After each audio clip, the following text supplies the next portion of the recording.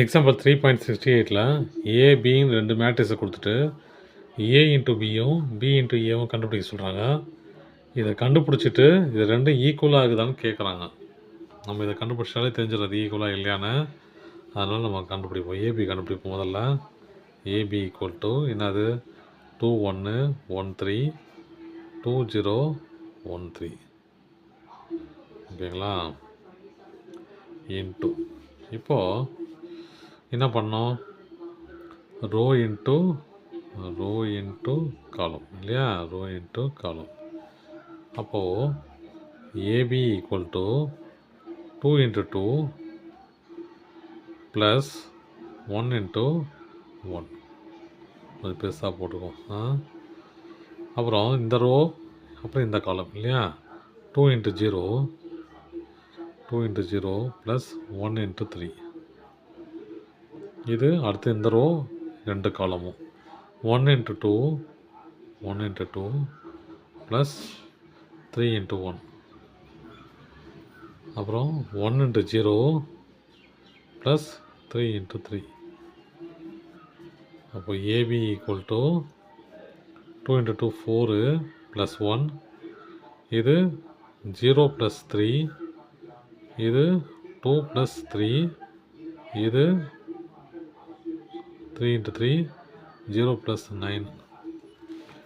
அப்போ ஏபிங்கிறதுனாது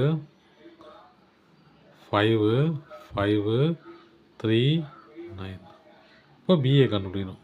BA equal to 2 0 1 3 into 2 1 1 3. இப்போ இந்த ரோ இந்த 2 காலம் இல்லையா, அப்புறம் இந்த ரோ இந்த 2 column 2 into 2 BA equal to 2 into 2 plus 0 into 1. அப்புறம் இந்த ரோ இந்த காலம் இல்லையா, செகண்ட் காலம். அப்புறம் 2 இன்ட்டு 1 ப்ளஸ் 0 இன்ட்டு 3. அப்புறம் இந்த ரோ இந்த 2 காலம் இல்லையா, 1 இன்ட்டு 2 ப்ளஸ் 3 இன்ட்டு 1. அப்புறம் 1 இன்ட்டு 1 ப்ளஸ் 3 இன்ட்டு 3. சரிங்களா. இப்போ BA equal to 2 into 2 4 plus 0. இது 2 ப்ளஸ் 0. இது 2 ப்ளஸ் 3. அப்புறம் 1 ப்ளஸ் 9. அப்போ இதோட பியோட வேல்யூ என்னது, பிஏவோட 4 2 5 9 ப்ளஸ் 1 10 இல்லையா, 10. அப்போது ஏபியும் பிஏவும் ஈக்குவலாக தான் பாருங்கள், இல்லை. அப்போ AB not equal to BA. அவ்வளோதான் சார். தேங்க்யூ.